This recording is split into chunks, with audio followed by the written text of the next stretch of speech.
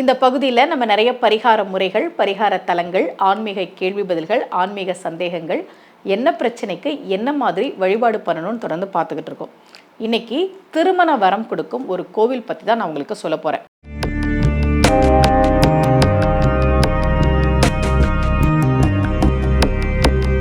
ரகசிய உண்மைகள் சேனலை பார்த்து கொண்டிருக்கும் உங்கள் அனைவருக்கும் சுமதி ஸ்ரீயின் அன்பு வணக்கம்.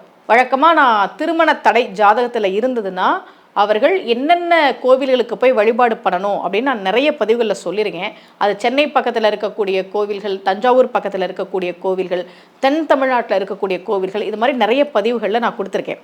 இன்றைக்கி தூத்துக்குடியில் உள்ள ஒரு கோவிலை பற்றி தான் நான் உங்களுக்கு சொல்ல போகிறேன். யாருக்காவது ஜாதகத்தில் திருமண தடை இருக்குது, திருமண தாமதம் இருக்குது, இன்னும் சரியான வரன் அமையலை அப்படின்னா அவர்கள் சென்று வழிபாடு செய்ய வேண்டிய கோவில்களுள் ஒன்று தென் திருப்பேரை கைலாசநாதர் கோவில்.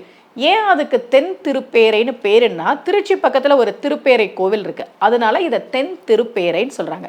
அங்கே இருக்கக்கூடிய சிவபெருமானுக்கு கைலாசநாதர் என்பது திருநாமம்.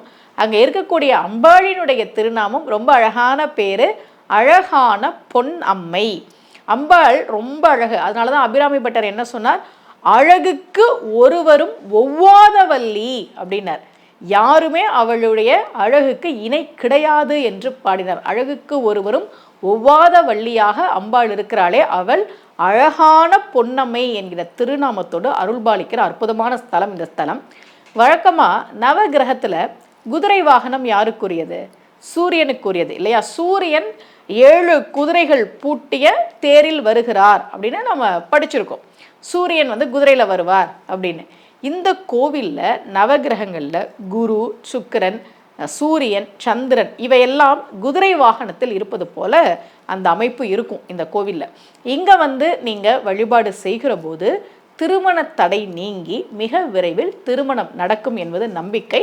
வாய்ப்பு இருப்பவர்கள் ஒரு முறை போயிட்டு வாங்க. இதே போல மீண்டும் ஒரு பரிகார முறையோடு உங்கள் அனைவரையும் சந்திக்கிறேன். அனைவருக்கும் அன்புடன் சுமதி ஸ்ரீ.